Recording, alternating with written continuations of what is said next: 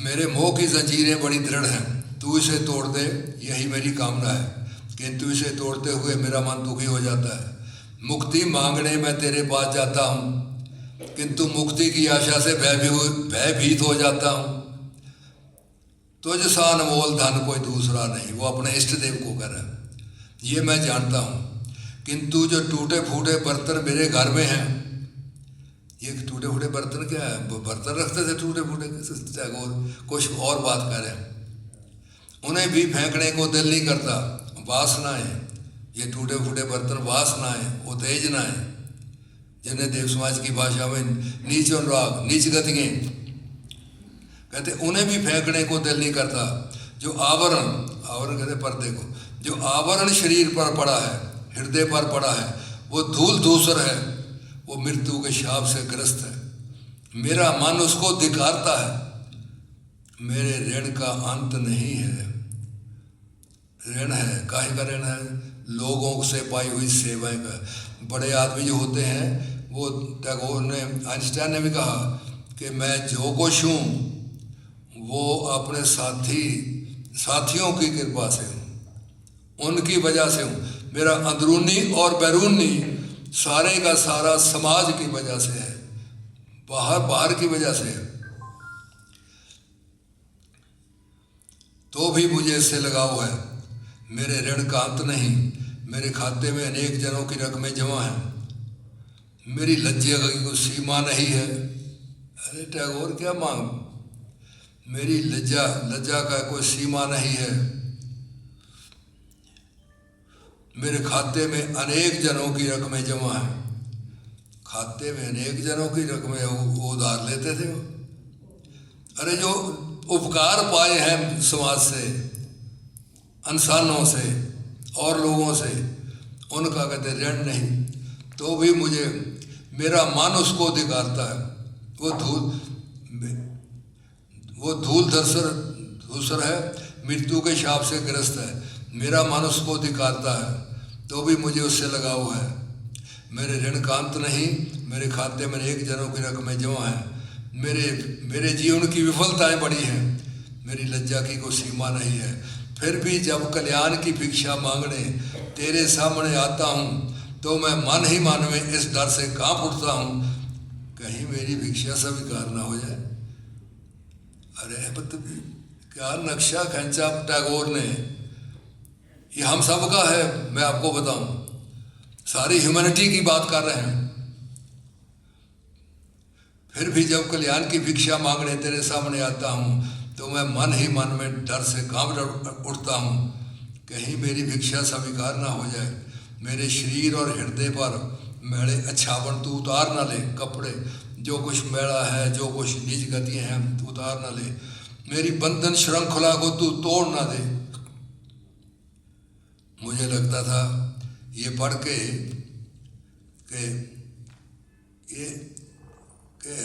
हमारी कामनाएं झूठी होती हैं, हमारी प्रार्थनाएं झूठी होती हैं।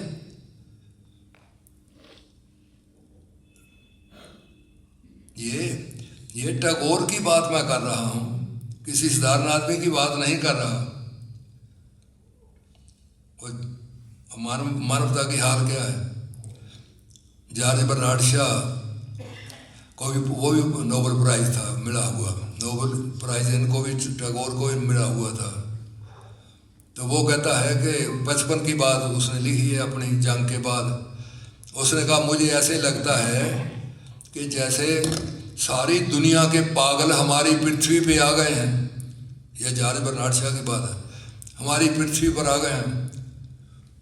और मुझे ऐसे लगता है कि हम सब एक किश्ती में बैठे हैं, किश्ती में सुराख हो गया, पानी भर रहा है, लेकिन हम एक दूसरे की जेबें काट रहे हैं। ये बड़े सेंसिटिव आदमी थे सारे।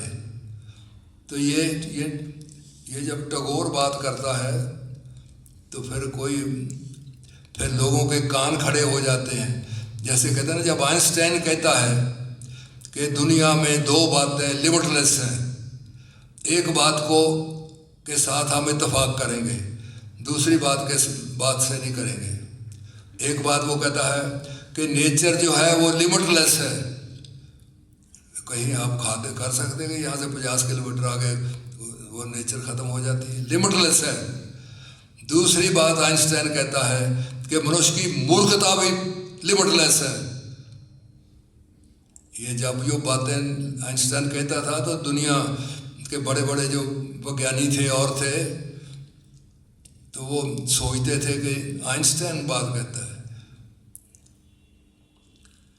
तो ये बंधन है हमारा। फिर बुद्ध भगवान ने कहा हम तुम्हें तुम्हारे नीच रागों से मोक्ष दे देंगे, नीच घृणाओं से मोक्ष दे देंगे।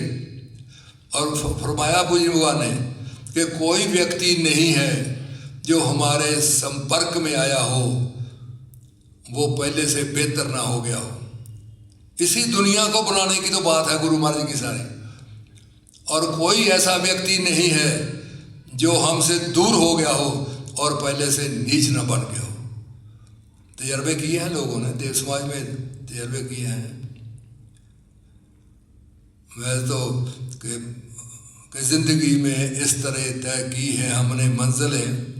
तो मैं कह रहा था, मैं शेर की याद आ गया सुबह जब मैं इधर को आ रहा था कि ज़िंदगी में तय की हैं इस तरह हमने मंजिलें, गिर पड़े, गिर कर उठे और चल दिए। ये चलना जो है ये सौभाग्य है, गिरना जो है वो भी मौत हमारी वो कहते डेस्टिनी है, गिरता तो मनुष्य है ही। चलना जो चलना है वो वैल्यूएबल है। तो बुद्ध भगवान ने फरमाया कि हम तुम्हें नया जीवन देंगे, तुम्हें नए किस्म के आदमी बनाएंगे। और क्या मैं वक़्त तो हो गया, बहुत कुछ मेरा मैं समझता था। मैं साल के बाद 1 साल हो गया मुझे सभा कराए। मैंने गणेश को कहा पता नहीं होगी कि नहीं होगी, कहने लगी बैठ तो जाओ बेदी पे, सारा कुछ आ जाएगा। तो कई साल हुए। गुरु महाराज का स्वर्ग क्या है, कई साल हुए हमने दिल्ली में पति पत्नी दिवस मनाया। हमारे देव समाज काउंसिल के मेंबर मनोज जी बैठे हैं, बड़े योग हैं, बड़े कमाल के इंसान हैं। इन्होंने अपने स्कूल में पति पत्नी दिवस रखा। इनका जो स्कूल है वो उसमें 70% या 65% मुसलमान पढ़ते हैं, उनके बच्चे पढ़ते हैं। तो वो सभा वहाँ मैंने कराई तो मैंने देखा कि वो 500-600 पेरेंट्स आए हुए थे। तो उन्होंने कईयों ने बुर्के डाले हुए थे, वो ज़्यादातर मुसलमान थे। तो मैं सभा कराई तो वहाँ क्या हुआ, एक प्रोफेसर ने हाथ खड़ा किया, अगली रो में था वो। तो उसने कहा वो उर्दू बोलते हैं, बहुत शानदार उर्दू बोलते हैं।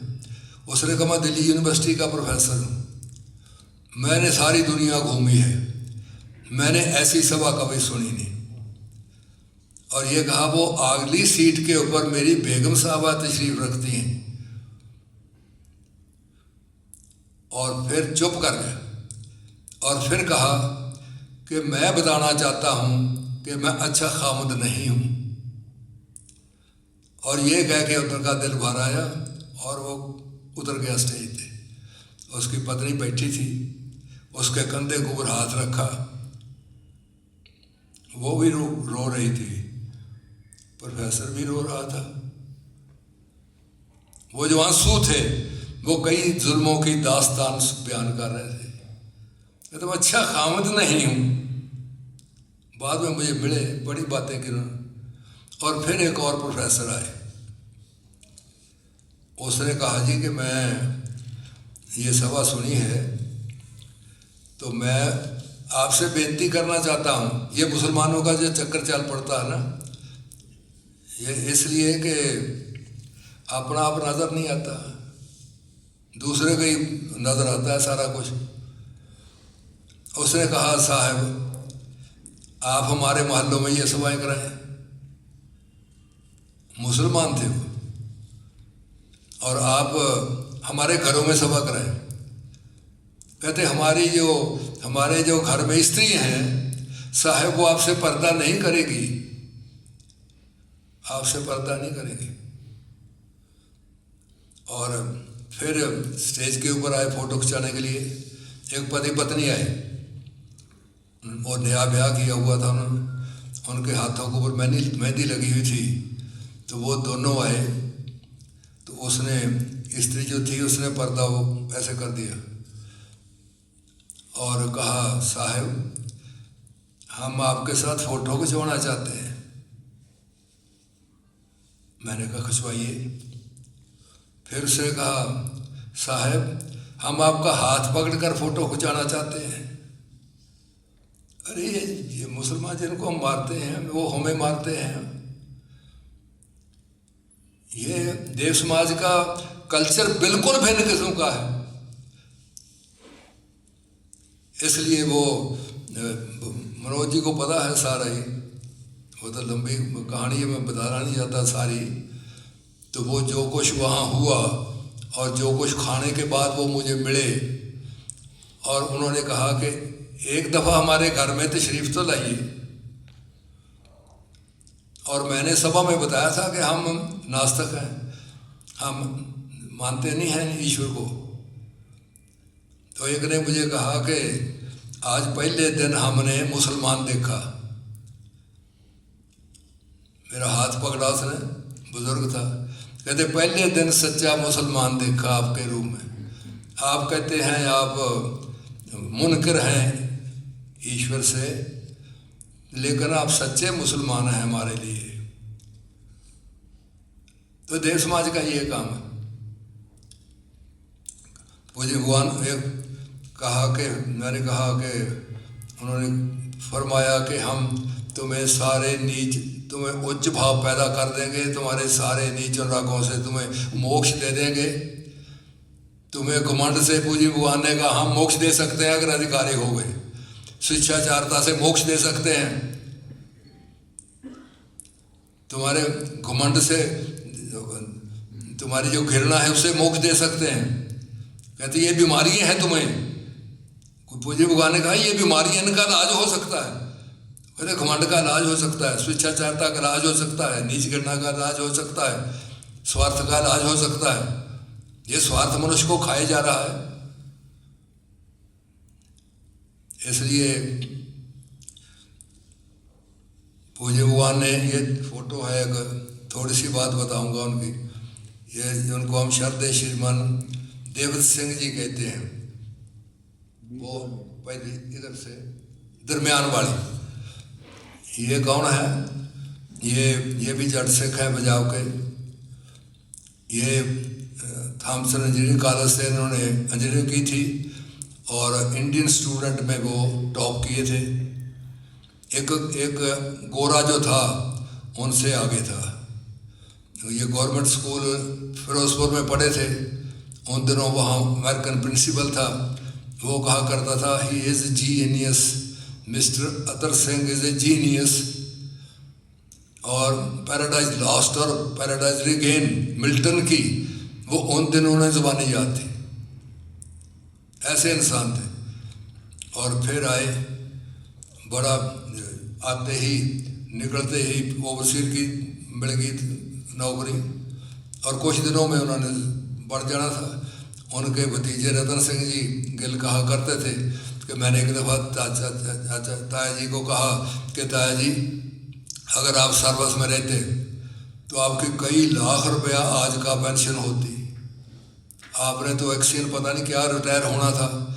कहते हैं बिल्कुल ठीक बात है रतन सिंह तेरी। अगर मैं देवत सिंह ना होता और ऊंट होता देख कितना बड़ा होता। बड़े कमाल के इंसान थे। तो उन्होंने लिखा है कि मैंने कौन सा पाप था जो मुझे करने का मौका मिला, मैंने ना किया हो। और फिर पूज्य भगवान की शरण में आकर उन्होंने जो फिक्रे लिखे वो मैं थोड़े से सुना देता हूँ उन्हीं की शब्दों में।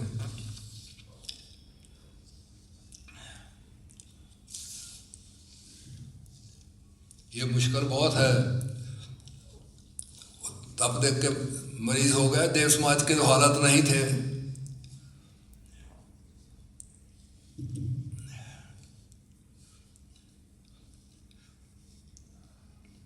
ये उन्होंने अपनी जीवनी में लिखा हुआ।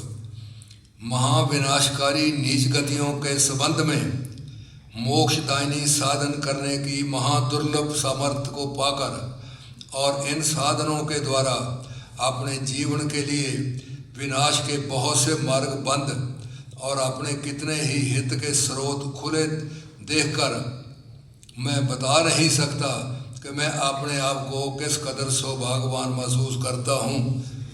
जो कहते हैं कि कोई पाप नहीं है जो मुझे करने का मौका मिला मैं ना किया हो। ये तो मनुष्य ऊपर से पर्दा डाले हुए है। शरीर के किसी रोगी को स्वास्थ्य प्राप्त हो जाए, किसी निर्धन को धन मिल जाए, किसी पदभिलाषी को पद मिल जाए। हाँ, शरीर के विचार से यदि कोई मुर्दा जिंदा हो जाए और उसे सारी दुनिया की बादशाहत मिल जाए, तो भी मैं साफ महसूस करता हूँ कि उसे वैसा भाग प्राप्त नहीं हो सकता कि जो भगवान की अपार कृपा से मुझे अपरोक्त समर्थ पाकर मैं मिला है। ये लिख रहे हैं और ये फरमाया करते थे कि मेरे साथी मुझे पूछते थे कि देवत सिंह तुझे क्या मिला। मैं कहा जिस तुम वो चीज़ जानते नहीं जो मुझे मिले तो तुम कीमत क्या उसकी लगाओगे। इसलिए मैं तो कहता हूँ कि ये यहाँ एक मैं उन दिनों प्रिंसिपल था धर्म विकासालय का यहाँ ही, तो एक नौजवान आया हुआ था थराज का, उसका क्या नाम था महासिंह। वो विकासार्थी था, बड़ा वंडरफुल आदमी था। वो मुझे कहने लगा कि श्रीमान जी आपकी तो प्रतिज्ञा टूट गई। मैं क्यों? कहते आपने वो सारे हाल में वो बिहारी जो रक्षे वाले हैं वो उनको रात को दे दिए और उनमें आपको पता मुसलमान भी हैं। तो मैंने कहा भी बात यह है कि देश समाज में पुरुषोत्त की शिक्षा है ना। कहते हाँ। मैं क्या तू मेरा वकासार्थी है, मुझे प्रिंसिपल समझता है तो मैं फिर पुरुषोत्त कर लूँगा और क्या है। तो फिर उसने यहाँ भावप्रकाश किया एक सभा में, कहने लगा मैं यहाँ से भागना चाहता हूँ लेकिन श्री मान जी के उत्ते लत रख के भजना से कहते मौका नहीं देते। कहते मेरा दिल नहीं लगता यहाँ। मैं क्या हो गया? कहता मेरा दिल इतने तो कुटदा क्यों जितनी मोमबत्ती में जान थी वो निकल गई, वो ख़त्म हो गई, तो मोमबत्ती ख़त्म हो गई उसके साथ। तो श्रद्धेय श्रीमान देवत सिंह जी को पूजनी भगवान ने, अब वो कितने बड़े थे, देश समाज काउंसिल के मेंबर थे, धर्म विकासालय के वो प्रिंसिपल थे, बठिंडा क्षेत्र के वो क्षेत्र प्रचालक थे सरदार हरनाम सिंह जी, और श्रद्धेय श्रीमान सिंह जी की फैमिली को बदलने वाले वो ही थे। बड़े परिवर्तन किए उन्होंने। तो एक घटना हो गई। एक विकासार्थी नारी आश्रम में थी, घर वालों ने भेजी हुई, तो कोई घटना हुई, उसने अपने आप को आग लगा ली। पूज्य भगवान भी साथ ही उनका था निवास था। उन्होंने भी वो देखा, उन्होंने बुलाया उनको। उन्होंने कहा तुम विकासालय के प्रिंसिपल नहीं हो, आज से ये घटना कैसे घट गई और आज के बाद तुम प्रचार विभाग के नहीं काम करोगे, कर्मचारी नहीं रहोगे और निचली श्रेणी के सेवक होगे। तो उन्होंने क्या कहा था? उनका महाराज आपने मुझे टट्टियाँ साफ करने का भी सौभाग्य दे दे, वो ही बड़ा है।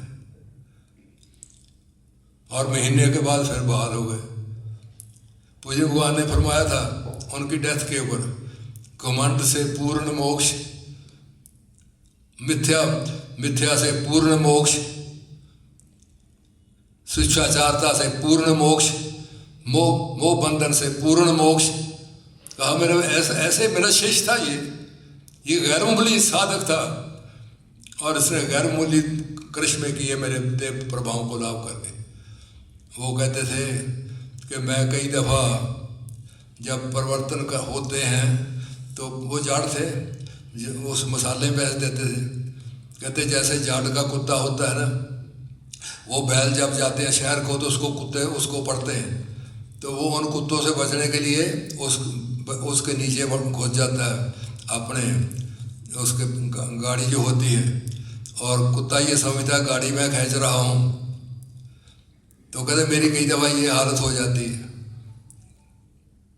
तो वो तो उन्होंने जो कहते थे कोई पाप नहीं, वो कहते थे कि मैं इस अवस्था में पहुंच गया हूँ कि कोई भी नीच गति जो होती है मुझे उसका पहले ही पता चल जाता है, और मैं जैसे आँखों वाला ट्रेन से इधर हो जाता है, मैं इधर हो जाता हूँ। वो फरमाया करते थे, वो देवत सिंह क्या हुआ कि कोई मिले और उसके पीछे पीछे न घूमे। वो एक बहुत बड़े सिंध के सेठ थे, वो लाखों पता थे, लाहौर का कॉलेज उन्होंने दिया, लाख रुपया दे के, उन्हें घाटा पड़ गया। वो शरद श्रीमान जी के पास लाहौर आ गए और कहने लगे श्रीमान जी मैं एक रात आपके कमरे में रह लूँ, मुझे शांति आती है। जब उन्होंने श्रीमान जी को देखा काम करते और सारा, कहते श्रीमान जी आप तो ऐसे खुश हैं जैसे आपको 1 लाख रुपया मिल गया हो। अब सेठ था ना, तो रुपये से ही बात करता था। श्रीमान जी बोले नहीं, फिर कहने लगे फिर उसने कहा थोड़ी कीमत और लगा देता हूँ। श्रीमान जी आप तो ऐसे खुश हैं जैसे आपको 2 लाख मिल गया हो। उन्होंने कहा भाई ये तुम्हारे रुपये, उससे मुझे तोलते हो मेरे उच्च जीवन को। तो वो बड़े बड़े लोग उनको मिलने आते थे, कहते श्रीमान जी 10 मिनट के लिए हमें अपने कमरे में आने दे।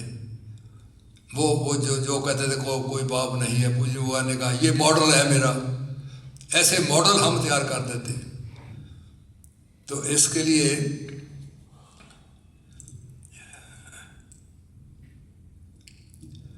अब मैंने तो लगता मैं सारी कसर कट दूँ पिछली जो साल भर नहीं सफाई कराई।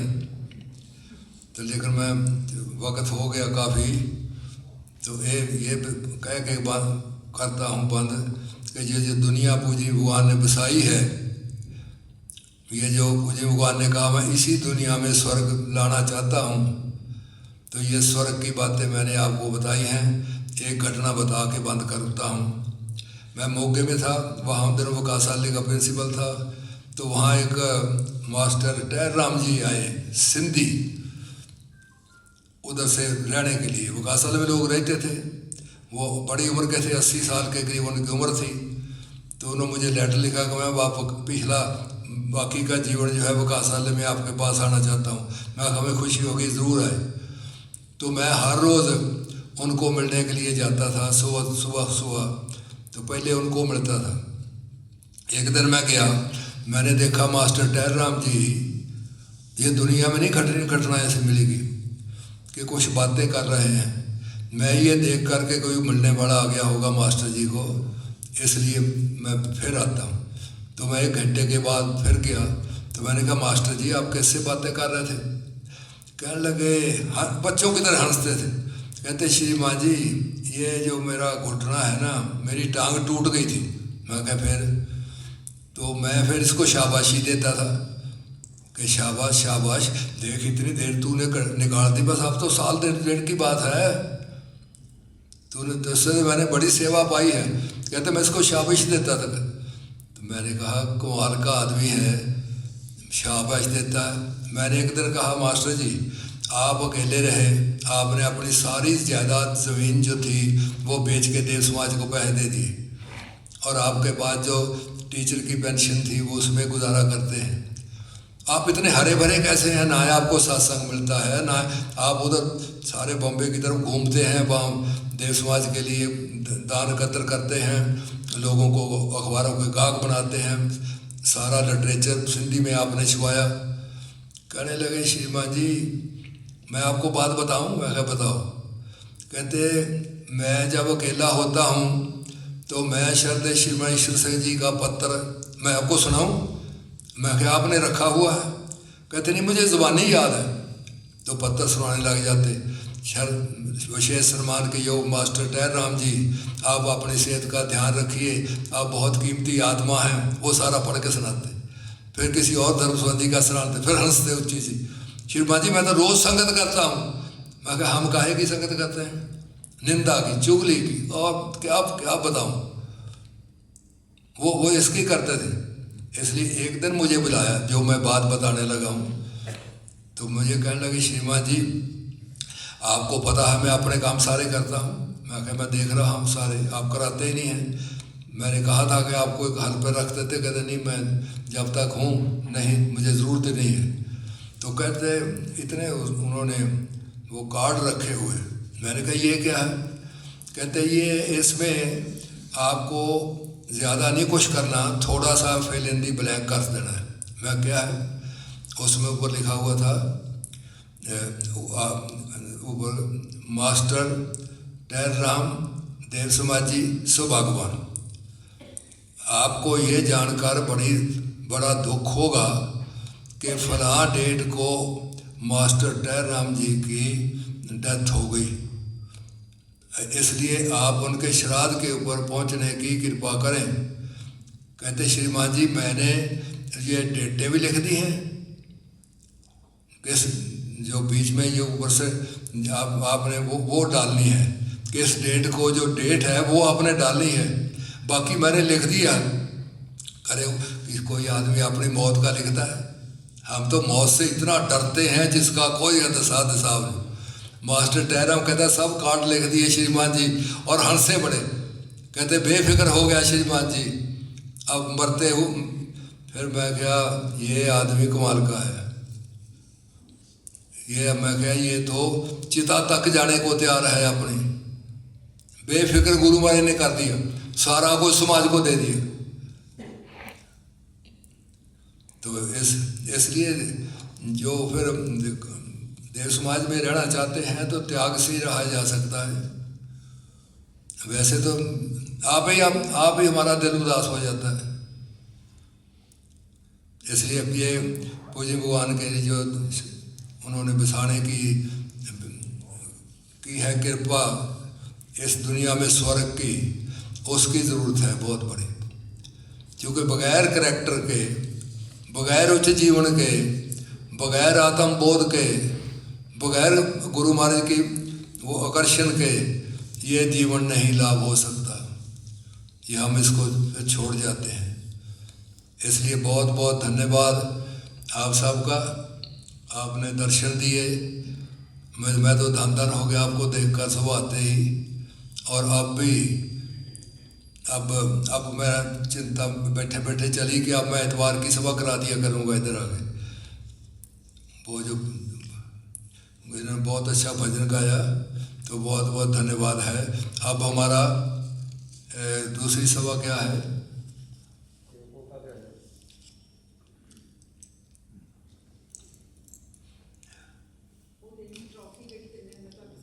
अच्छा, एक हम परम पूज्य भगवान देवात्मा के ग्रेट ग्रैंड सन हैं ललित जी, और दूसरों का क्या नाम है? ललित जी, विजय जी शायद क्या नाम है। तो वो ट्रॉफी उन्होंने रखी हुई है, बहुत कीमती ट्रॉफियाँ हैं, 2 देते हैं हर साल। पंडित विजय कुमार अग्निहोत्री जो उनके दादा उनके पिता हैं, उनकी याद में वो देते हैं। वो 11,000 रुपया देते हैं। दो ट्रॉफी हैं, तो एक 11,000 जो बेस्ट स्टूडेंट है उसको देते हैं, और एक किसी और को देते हैं। वो देव समाज काउंसिल वो निर्णय कर लेती है, वो रूटीन से आता रहता है, तो वो हम देंगे। वो ट्रॉफी कहाँ है? अच्छा, वो आए हुए थे शादी पे, कह रहे थे मैं शायद आ ना हो, पहले 10-12 दिन पहले यहाँ ही थे।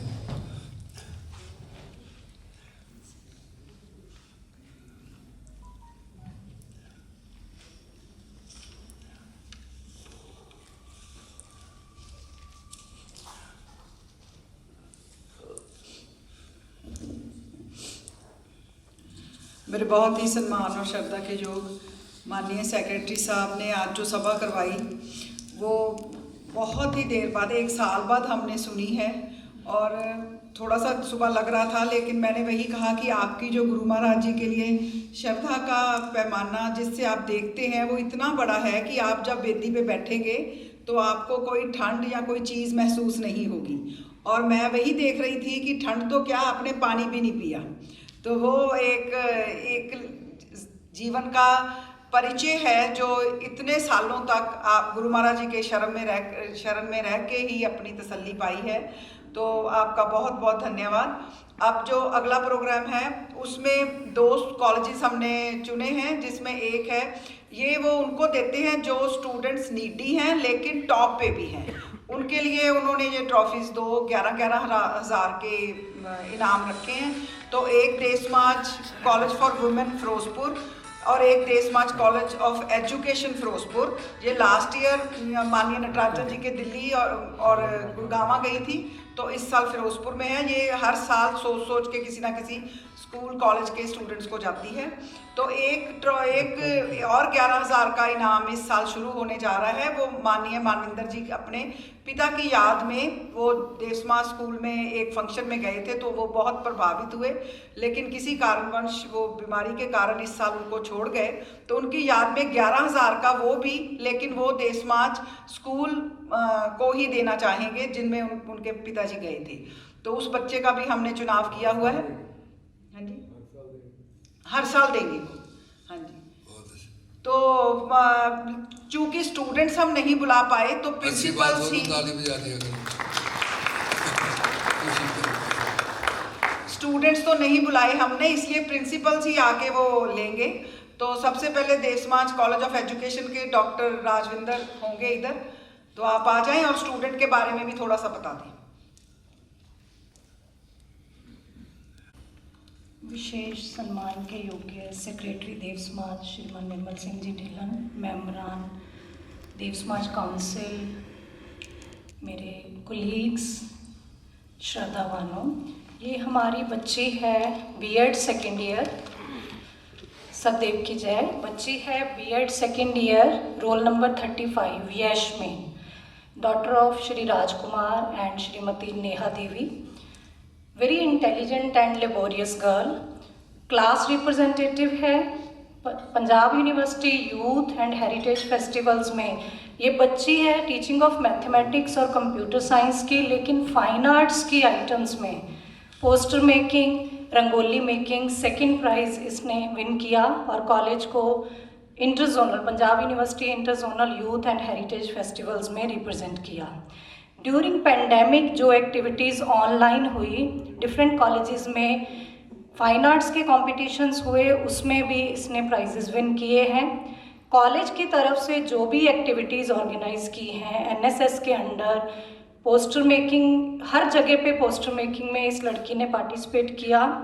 और online skill in teaching competition organize किया गया गुरु नानक देव यूनिवर्सिटी के अंडर खालसा कॉलेज के द्वारा, वहाँ पे भी इसका first prize teaching of mathematics में था। एकेडमिकली इसका फर्स्ट सेमेस्टर का रिजल्ट जो है दैट इज़ 80%। कॉलेज लेवल में एनुअल स्पोर्ट्स डे में सैक रेस और लेमन स्पून रेस में इसकी पोजीशंस रही हैं।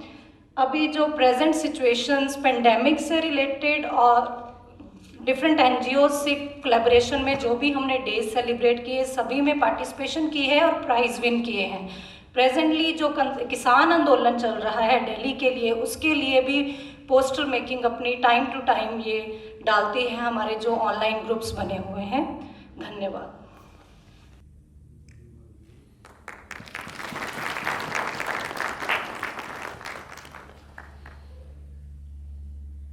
श्रद्धेय श्रीमान जी और सभा में उपस्थित सभी प्रबुद्ध जनों को मेरा नमन, मेरा नमस्कार, प्रणाम। आपसे ये जो आज आपने अनाउंस किया है प्राइज़ बच्चे के लिए स्कॉलरशिप, इसके लिए हमने जिस लड़की का नाम मैं आपको बताने जा रही हूँ, कोमलप्रीत कौर है।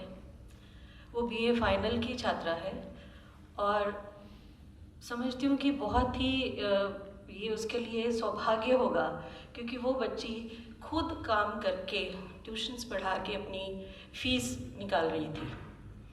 पेंडेमिक की वजह से उसकी जो ट्यूशन्स थी वो बंद हो गई और उसके 81% मार्क्स हैं मैम। मैं आपका बहुत बहुत शुक्रिया अदा करती हूँ कि आप उसकी जीवन में जो उसका एक उसकी स्टडी जो कंटिन्यू रहेगी उसके लिए उसकी तरफ से भी मैं आभार आपके प्रति व्यक्त करती हूँ और अपनी तरफ से भी बहुत बहुत धन्यवाद।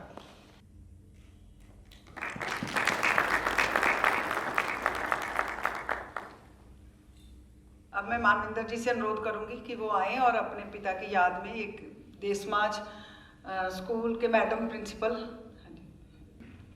बहुत ही श्रद्धा के योग्य सेक्रेटरी साहब, यहाँ पर बैठे काउंसिल के मेंबरान, धर्म संबंधी सभी को सदैव की जय और मेरी तरफ से भगवान देवात्मा के जन्म दिवस की हार्दिक शुभकामनाएं।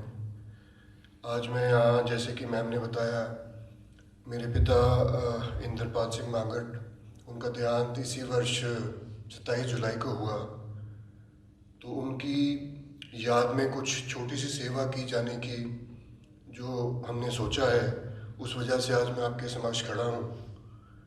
मेरे पिता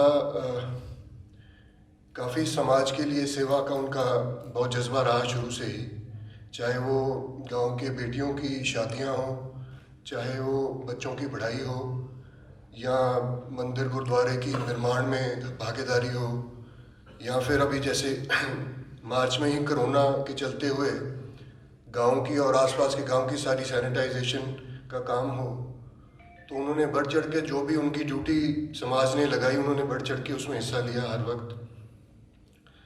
मेरे समाज से जुड़ने के साथ वो काफ़ी बार सभाओं में भी आए और ख़ास तौर से जो माता पिता संतान दिवस की जो सभा कराई जाती है हमारी, वो उनके दिल को हर वक्त छू जाती थी। इसके अलावा वो कई बार IAS देव समाज में भी फंक्शंस में एज गेस्ट ऑफ ऑनर गए। उनका पढ़ाई को लेकर एक बहुत ही बड़ा जज्बा था उनका, और मुझे उनकी एक बात बड़ी याद रहती है हर वक्त।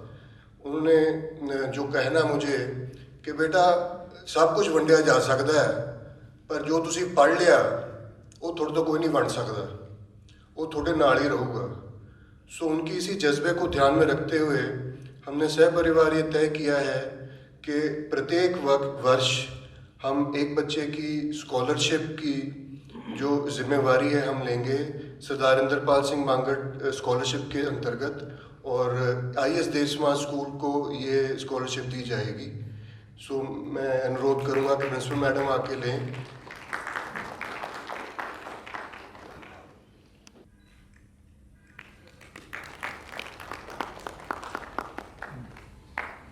हाँ जी, 15-20 मिनट की ब्रेक के बाद सेवक ग्रहण करेंगे यहाँ पे और श्रेणियों में उन्नति होगी।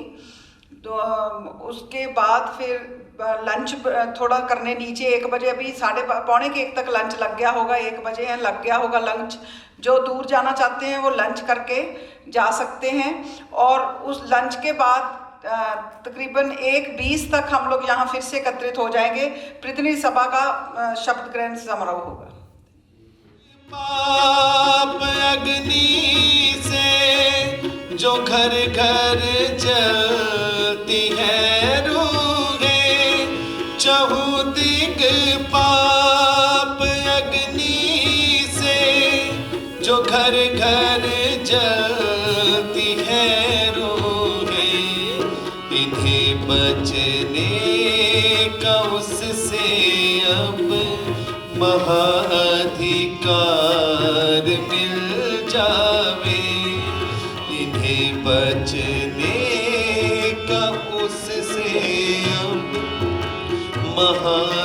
महाधिकार मिल जावे।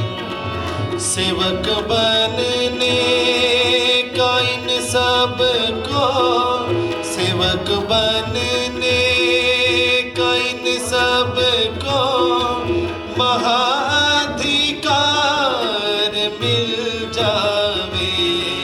करे हम बेनती सारे, जीवन का द्वार खुल जावे।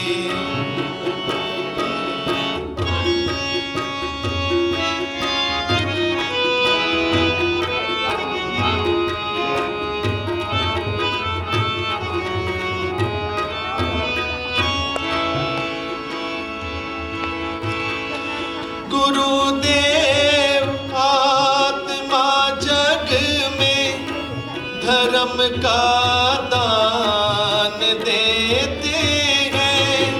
गुरुदेव आत्मा जग में धर्म का दान देते हैं। उसे पाने का इन सबको महाअधिकार मिल जावे। उसे पाने का इन सबको महाअधिकार मिल जावे। सेवक बनने का इन सबको, सेवक बनने का इन सबको महाअधिकार मिल जावे। करे हम बेनती सारे, जीवन का द्वार खुल जावे।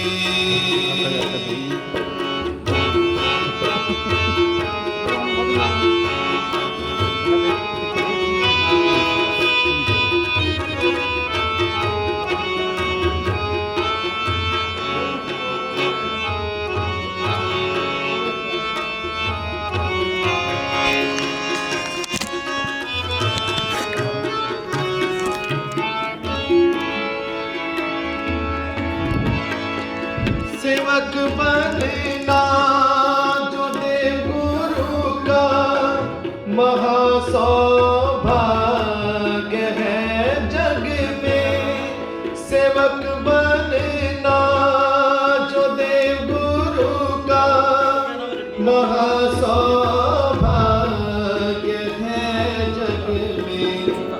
उसे पाने का इन सबको महाअधिकार मिल जावे।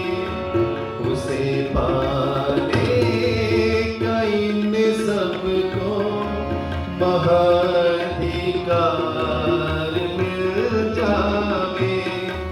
सेवक बनने का इन सबको, सेवक बनने का इन सबको महाअधिकार मिल जावे।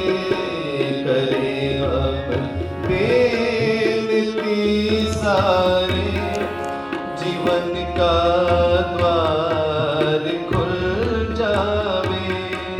करे हम बेनती सारे, जीवन का द्वार खुल जावे। जीवन का द्वार खुल जावे। जीवन का द्वार खुल जावे। बहुत ही सम्मान के योग धर्म संबंधियों एवं श्रद्धावानों, अभी जो भजन हमने गाया,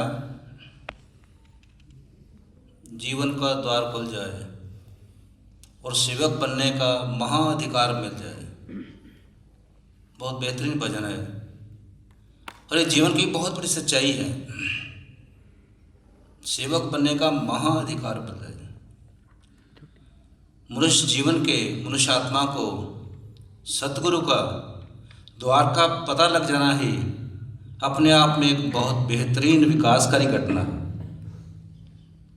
बहुत करोड़ों अरबों लोग अंधकार में हैं और सतगुरु का सत अनुरागी का, शुभ अनुरागी के द्वार का पता लग जाना, इससे जीवन की सौभाग्य की कोई सीमा नहीं होनी चाहिए। ये अभी मैं तो कहता हूँ मानवता बहुत पीछे है, हमें बोध ही नहीं है, पता ही नहीं है हमें जीवन क्या है। तो उन्होंने अभी जो गाया है कि जीवन का द्वार खुल जाए, ये बहुत ज़रूरी है। सब डिग्रियां, सब पौधे लेके भी इंसान बहुत दुखी है जब तक उसके जीवन का, उच्च जीवन का द्वार नहीं खुलता।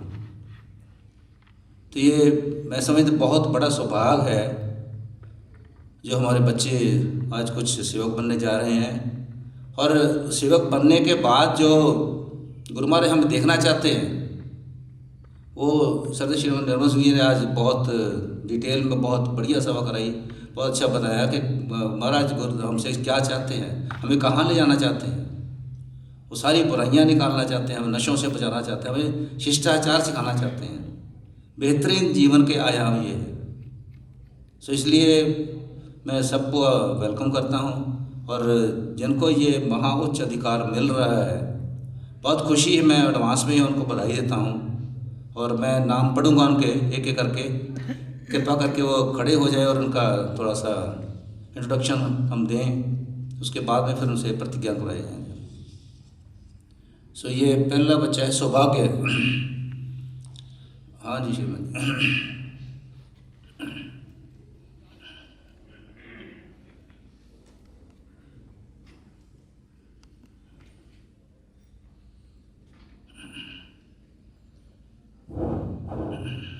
हाँ, इसका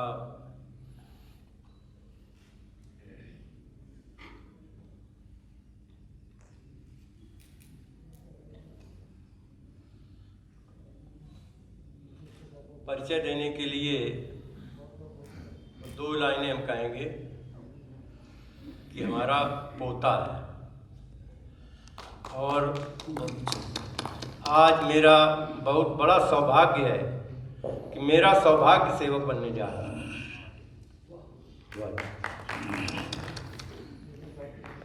ये पांडे जी की तीसरी पीढ़ी होगी। कमाल है, कमाल है। ये पांडे जी के दिल में जो श्रद्धा है अपने गुरु महाराज के लिए और उनके बच्चों की जो श्रद्धा है और उसके आगे जो पोतों की श्रद्धा है वो दिखाती है। गैर मामूली फैमिली है ये, बहुत सेवा करी है। और दूसरा बच्चा है सक्षम।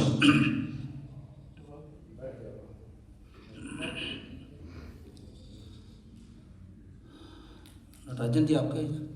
संगीता जी अच्छा अच्छा।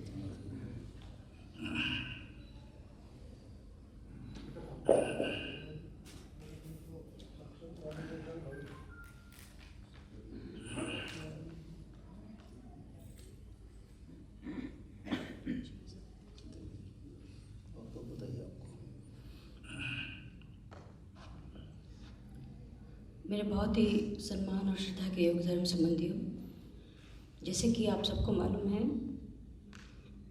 कि मेरा बेटा आज सेवक बन रहा है।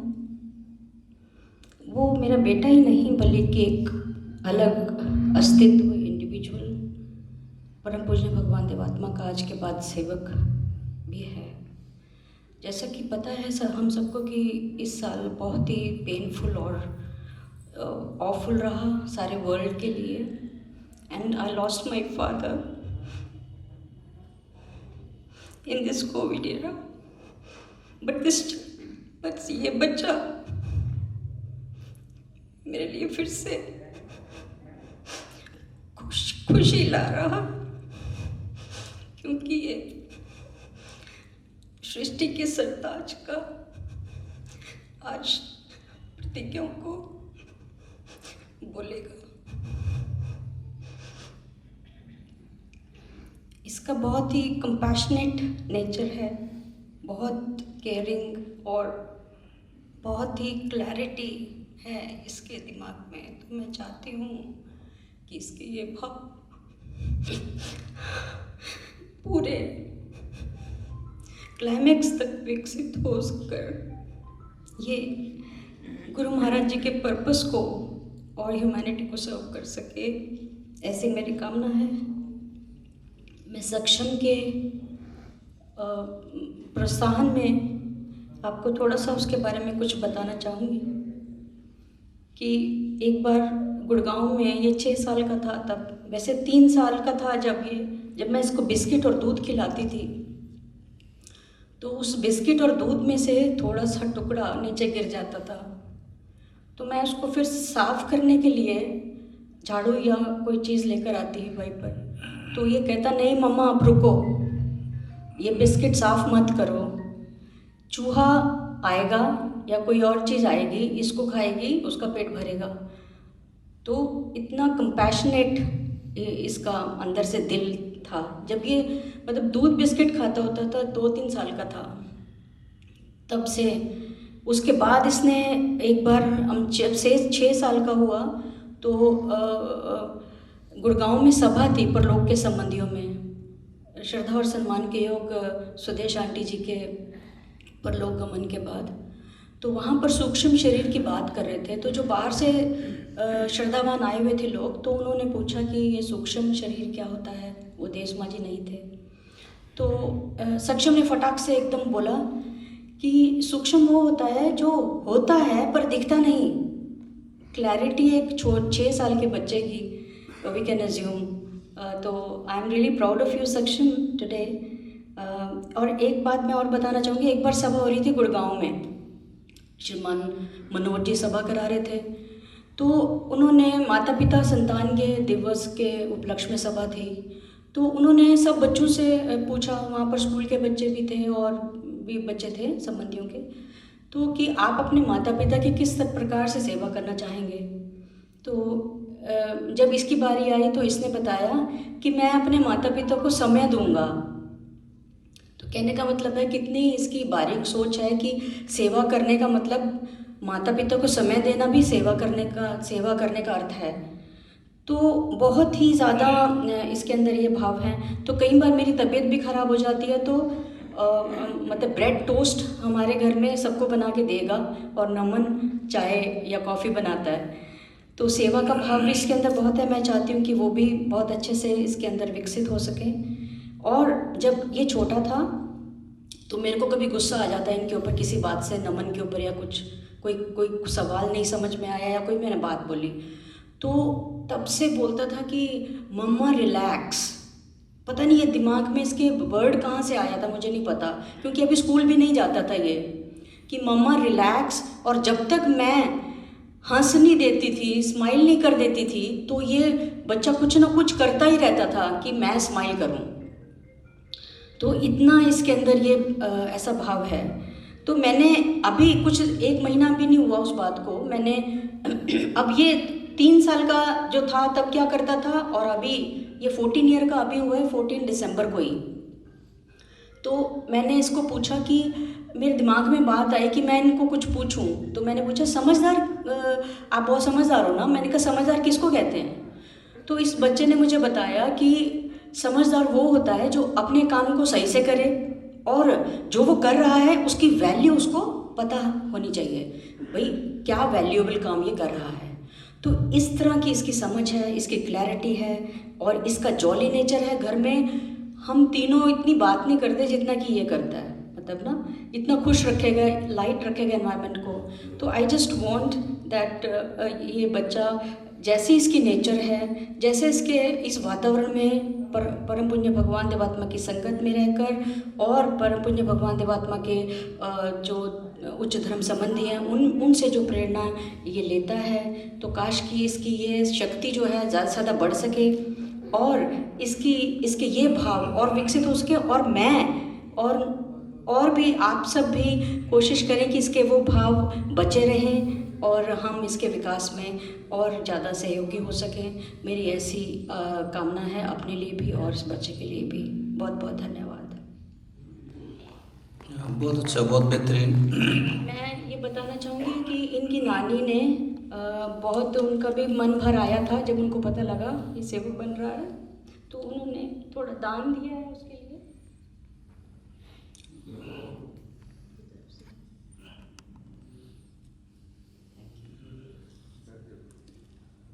ये बहुत बेहतरीन ख्याल सक्षम की माता जी ने बताए हैं। ये आपको पता होगा कि सक्षम जो है हमारे बहुत सम्मान के योग राजन जी और संगीता जी के छोटे बेटे हैं। बड़ा बेटा इनका पहले ही हमारा सेवक है। तो ये बहुत बड़ी खुशी की बात है कि सारी की सारी फैमिली ही समाज के साथ जुड़ी हुई है और ये गुरु महाराज के प्रति राजन जी की, संगीता जी की श्रद्धा दिखाती है और आगे बच्चों की अपने माता पिता के प्रति श्रद्धा दिखाती है। उन्होंने जो घटनाएं बताई, घटनाएं छोटी छोटी हैं लेकिन इनके पीछे जो फीलिंग्स है वो बहुत बड़ी है। सो ये सब कुछ हम लोग इस उच्च वातावरण में बैठ के ही सीख सकते हैं। तो मैं नटराज जी को, मैडम को बधाई देता हूँ बहुत बहुत और कामना करता हूँ कि बच्चा आगे आपसे भी और आगे बहुत बढ़ेगा। सो आगे है हमारा सिद्धांत।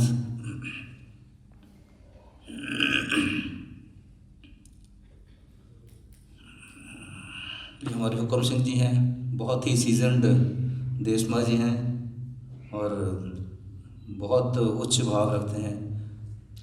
हाँ जी। माननीय सभापति जी, आदरणीय धर्म संबंधियों, ये जो बच्चा पीली पगड़ी में हमारे सामने खड़ा है, सिद्धांत नाम इसका है और कैल गांव, यमुनानगर में कैल गांव है, वो वार्ड भी बन गया है, सिटी में अर्बन एरिया में आ गया है। इसके पिताजी उस कैल गांव के सरपंच भी हैं, विजेंद्र सिंह जी, और ये हमारी मीना जी और उनके श्रद्धेय धर्मपति एक्स DO यमुनानगर के पत्नी, धर्मपत्नी के भाई के बच्चे हैं।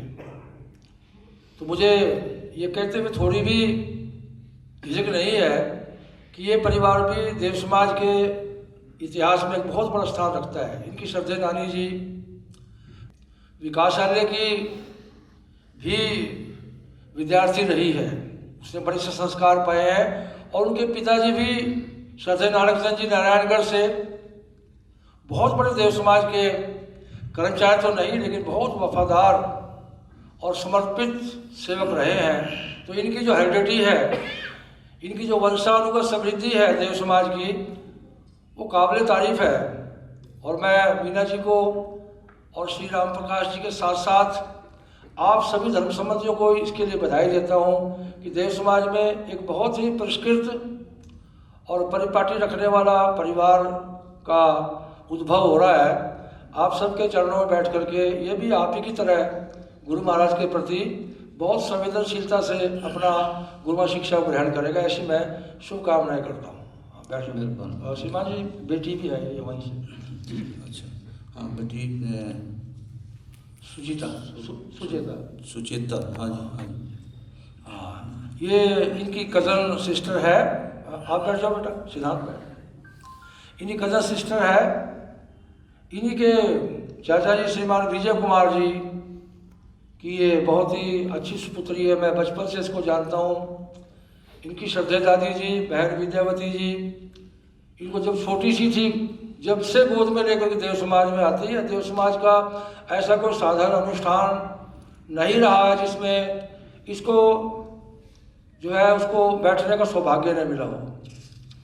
तो बड़े सौभाग्य उनके जो गुरु चरणों में आते हैं। तो वाकई में मैं इस परिवार के साथ साथ श्रीमान राम प्रकाश जी को, श्रीमती मीना जी को और आप सभी को बहुत बधाई देता हूँ। उनके भविष्य की शुभकामना करता हूँ कि ये भी अपने पूर्वजों की तरह देव समाज के माहौल से अच्छा लाभ उठाए। इसमें तो कोई दो राय नहीं कि इससे अच्छा कोई माहौल नहीं है, बल्कि मुझे ईर्ष्या हो रही है श्रीमान राम प्रकाश जी से और श्रीमती मीना जी से कि जिस प्रकार से अपने बच्चों को रिश्तेदारों को लेकर आए हैं।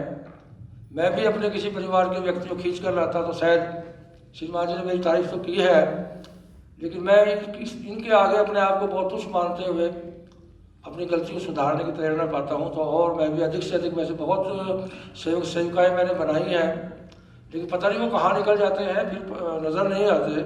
तो ये बच्चे ऐसे नहीं है, नज़र न आने वाले नहीं हैं, ये यही कायम रहेंगे। बहुत धन्यवाद सब देखिए। आगे सिद्धार्थ है। हाँ आप। हाँ, इसका परिचय देना मेरे लिए बड़े सौभाग्य की बात है, क्योंकि मेरे क्षेत्र से ये तीनों बच्चे हैं। सिद्धांत नाम भी सिद्धांत है और नाम के अनुकूल ही बड़ा सिद्धांतिक बच्चा है। हमारे वयोवृद्ध वरिष्ठ सेवक श्रीमान शोभाराम जी धीमान डिस्ट्रिक्ट सहारनपुर जाटोवाला से है। उनकी तो प्रशंसा का इस समय नहीं है, श्रीमान जी खुद कई बार उनकी प्रशंसा कर चुके हैं। ये उनका पौत्र है और उनके श्रद्धेय पिताजी श्रद्धेय ब्रजमोहन जी जो इंजीनियर हैं, ब्राज़ील में सेवा करते रहे हैं, अभी गांव में आए हुए हैं। और इनकी जो श्रद्धेय माता जी हैं वो हेडमिस्ट्रेस है, अपने स्कूल संचालित करते हैं +2 तक। सिद्धांत इसके नाम पर स्कूल रखा हुआ है। हाँ, सिद्धांत सीनियर सेकेंडरी स्कूल है तो मुझे बड़ी खुशी है कि ऐसा शिक्षा के क्षेत्र में ओतप्रोत बच्चा, पहले देव समाज का स्कूल भी वहाँ पर इस्टेब्लिश्ड है माननीय कौंसिल के द्वारा, वो भी चलता है। तो उन सब देव समाज के स्कूल में से ही इसको माता पिता के साथ साथ जितने भी 16 यज है वो इस बच्चे को सब पता है, इसलिए इसका भी बहुत जल्दी से विकास होगा, ऐसी मैं पूर्ण अपेक्षा करता हूं। और आप सबके आशीर्वाद की भी मैं कामना करता हूं कि बच्चों को आप अपने आशीर्वाद से नवाजें। धन्यवाद। सत्यदेव की जय। तो पंडित जी प्रतिज्ञा पत्र दे दें इनको, ये खड़े जाए प्लीज।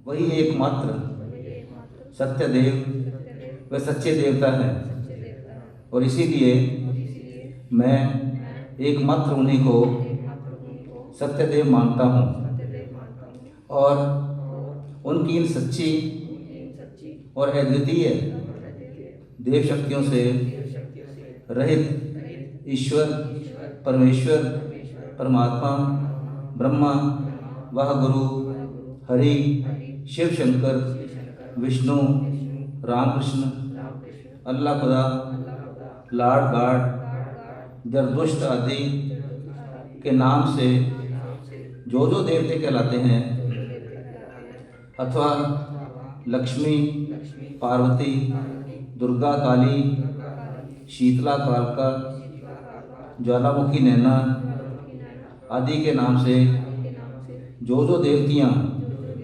कहलाती हैं, उन सबको मैं मिथ्या देवते और मिथ्या देवियाँ मानता हूँ। सत्यदेव भगवान देवात्मा की सच्ची आत्मिक पूजा के भिन्न सब प्रकार के मिथ्या देवतों और सब प्रकार की मिथ्या देवियों के संबंध में व स्तुति व वंदना व प्रार्थना आदि सूचक जो जप, पाठ, भजन, अरदास, कीर्तन और आदि अथवा पुष्प, धूप, दीप, नैवेद्य, बलि आदि भेंट विषय जितने और जिस प्रकार के साधन प्रचलित हैं, मैं उन सबको मिथ्या साधन मानता हूँ और मैं किसी ऐसे मिथ्या देवते व देवी की पूजा अथवा उसके संबंध में उपरोक्त प्रकार का कोई साधन नहीं करता और ना मैं किसी और की किसी ऐसी पूजा व किसी ऐसे साधन में कोई भाग लेता हूँ और ना मैं अपने आप को सत्यदेव विश्वासी व देव समाजी बताने के भिन्न किसी भी मनुष्य के सन्मुख किसी और संप्रदाय के धर्म मत का विश्वासी बताता हूँ। दूसरा है भगवान देवात्मा में उनकी देव शक्तियों के विकास से जिस सच्ची और अद्वितीय देव ज्योति और जिस सच्चे और अद्वितीय देवते का विकास हुआ है, उन्हें प्राप्त होने के कारण भगवान देवात्मा को मैं आत्मिक जगत का सूर्य मानता हूँ और प्रत्येक कहलाने वाले देवते व देवी और प्रत्येक मनुष्य को, चाहे वह ऋषि, मुनि, सिद्ध, बुद्ध, तीर्थंकर, पैगंबर, सेठ, नबी, हादी, पीर, वली, गुरु व योगी, भक्त, संत, महंत, स्वामी, साईं, पुंगी आदि किसी नाम से पुकारा जाता हो, इस देव ज्योति और देव तेज से पूर्णतः शून्य व रहित मानता हूँ।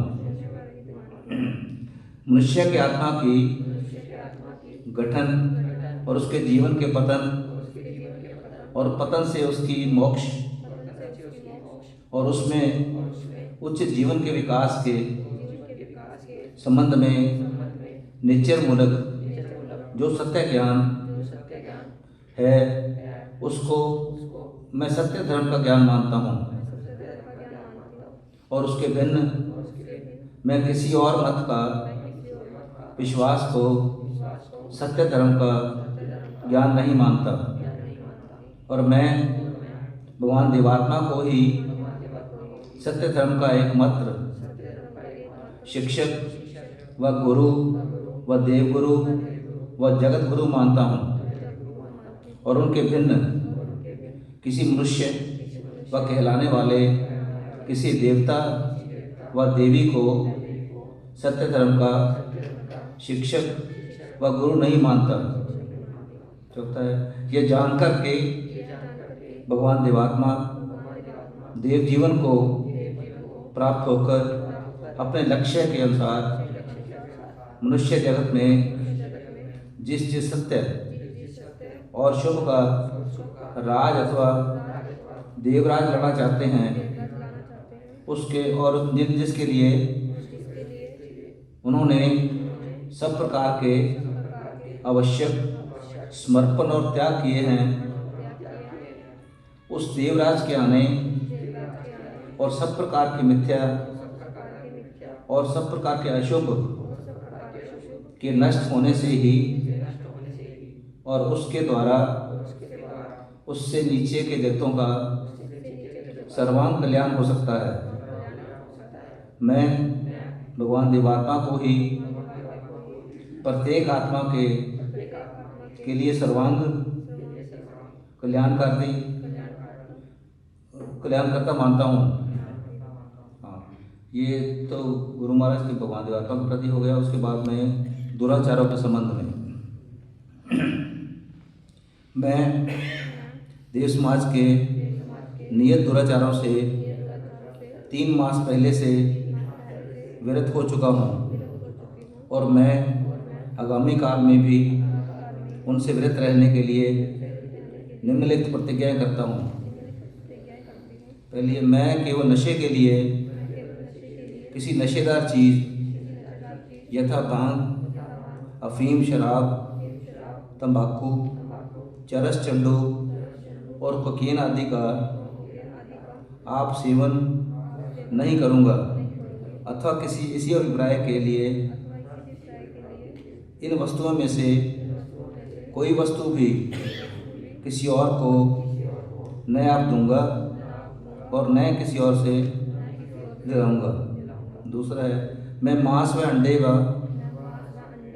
उनकी बनी हुई कोई वस्तु नहीं खाऊंगा अथवा उन्हें किसी और को खाने के लिए न आप दूंगा और न किसी और से दिलाऊंगा। तीसरा, मैं जुआ नहीं खेलूंगा व किसी इस काम में किसी और की सहायता नहीं करूंगा।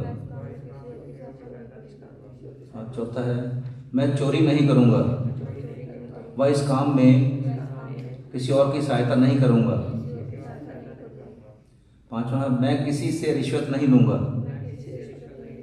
छठा, मैं किसी का कोई कर्ज व किसी की अमानत दबा लेने व उसके देने के योग्य होकर भी उसे न देने अथवा अपनी ओर से किसी अशुभ काम के लिए किसी दान की प्रतिज्ञा करके उसके देने के योग्य होकर भी उसे न देने व किसी से कोई वस्तु मोल लेकर उसे दान न देने का पाप न करूँगा। सातवां, मैं व्यभिचार नहीं करूँगा व कि इस काम में किसी की कोई सहायता नहीं करूँगा अथवा अपनी पत्नी के इस लोक में जीते हुए दूसरा विवाह नहीं करूँगा।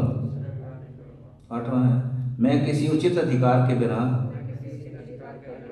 किसी जीव का वध नहीं करूँगा। आगे सदाचार के लिए है, जैसे सेहत के लिए अपने ठीक खाना जरूरी है, उसी तरह बुराई से बचना जरूरी है, बुरी खाने से बचना जरूरी है। सो बुराई दुराचार को छोड़ लिया, उसके लिए आगे अपना स्थिति कैसे ठीक रहेगी सदाचार के लिए संबंध में वो ये है, मैं ये जानकर कि सत्कर्मों के करने से के योग्य होकर ही कोई जन सदाचारी और श्रेष्ठ बन सकता है, यह प्रण करता हूँ। मैं निम्नलिखित सत्कर्म किया करूँगा। एक है, मैं भगवान देवात्मा के वार्षिक जन्म महोत्सव में यथासाध्य योग दिया करूँगा। दूसरा है, मैं भगवान देवात्मा और उनके भिन्न अपने और सब बड़ों के संबंध में उचित सम्मान प्रदर्शन करूँगा, अर्थात उन्हें आप प्रणाम करूँगा, उनका नाम सम्मानपूर्वक लूँगा और उनसे संबंधित किसी बात का वर्णन भी सम्मानपूर्वक करूँगा और अपने पारिवारिक जनों को भी इसी प्रकार की शिक्षा दूंगा। तीसरा है, मेरे लिए देश समाज की जिन जिन सभाओं में योग देना आवश्यक होगा उनमें मैं यथासाध्य योग देकर लाभ उठाऊंगा। चौथा है, मैं अपने भिन्न यथासाध्य अपने पारिवारिक जनों को भी देव समाज की सभाओं में लाऊंगा कि जिससे जहाँ तक संभव हो वह भी उनके पर उच्च प्रभावों से लाभ उठा सकें। हाँ, चौथा है, नियतदान आदि के संबंध में मैं यह प्रतिज्ञा करता हूँ कि मैं प्रतिवर्ष देव समाज के विविध हितकर कामों के लिए कम से कम 100 रुपये नियत दान दिया करूँगा। मैं अपना प्रतिवर्ष का नियत दान जहाँ तक हो सकेगा शीघ्र से शीघ्र उसी वर्ष के अंदर अदा करूँगा। मैं जब देव समाज संबंधी किसी कार्य के लिए अपनी ओर से किसी और दान की भी प्रतिज्ञा करूँगा, तब जहाँ तक हो सकेगा उसी समय अथवा शीघ्र से शीघ्र उसी वर्ष के अंदर दे दूँगा। मैं सामाजिक पत्रों का ग्राहक होने की दिशा में उनके दाम प्रतिवर्ष पेशगी व शीघ्र से शीघ्र उसी वर्ष के अंदर अदा करूँगा। बस ये सूचनाएँ ये आपने नहीं बोली हैं, वो ये है कि पहली श्रेणी के जो मेंबर आप धन न कमाते हों वह किसी और के आश्रित हों, वह यदि 100 रुपये नियत दान न दे सकें तो उनसे कम से कम 25 रुपये वार्षिक दान लिया जा सकता। दूसरा है, यदि कोई मेंबर रुपए की तंगी के कारण आप 100 रुपये नियत दान ना दे सकता हो तो उसका नियत दान देव समाज प्रबंध कार्य परिषद की मंजूरी से कम हो सकेगा, परंतु 20 रुपये वार्षिक नियत दान अवश्य लिया जाएगा। तो तीसरा है, यदि कोई जन अपनी श्रेणी संबंधी प्रतिज्ञाओं में से किसी प्रतिज्ञा को भंग करेगा व कोई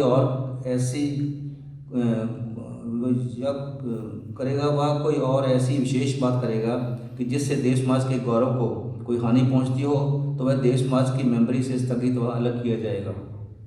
आगे देश समाज के मेंबरों के लिए आवश्यक है कि दुराचारों से बचे रहने के संबंध में अपनी प्रतिज्ञाओं में से कभी भी किसी के भंग होने पर अथवा किसी साथी सेवका की किसी ऐसी प्रतिज्ञा के भंग होने पर उसके विषय में वह तत्काल मंत्री देव समाज हुक्म होगा या अपने क्षेत्र प्रचालक को उसका पता भेजें। चौथा है, देव समाज का वर्ष पौषवदी प्रतिपदा से आरंभ और अग्रहण शुद्धि पूर्णिमा को समाप्त होता है और इन 12 महीनों के अंदर जब किसी महीने में कई जन देव समाज का मेंबर बनेगा तब उसका उपरोक्त दान उसी वर्ष का दान समझा जाएगा। देव समाज के मेंबरों और अन्य अधिकारी जनों के लड़के व लड़कियां अपने माता पिता व भाइयों की अनुमति से 14 वर्ष की वयस से लेकर 18 वर्ष की वयस के अंदर भी श्रेणी की मेंबरी में ग्रहित हो सकते हैं। इस प्रतिज्ञा पत्र की सब प्रतिज्ञाएं जैसे देव समाज के प्रत्येक पुरुष मेंबर के लिए हैं, वैसे ही उनमें क्रिया आदि के लिए कोई शब्द बदल कर सब प्रतिज्ञाएं उसके प्रत्येक स्त्री मेंबर के लिए भी हैं। तो अपने साइन नीचे कर दिए होंगे सबने जो प्रतिज्ञा पत्र है। तो मैं आज 31 दिसंबर 20 को आप सबको गुरु महाराज के इस देव समाज के अंदर आपको ग्रहण करता हूँ और आशा करता हूँ कि अगले जीवन में आप बहुत बेहतरीन ज़िंदगी जी सके, ऐसी मेरी कामना है। धन्यवाद।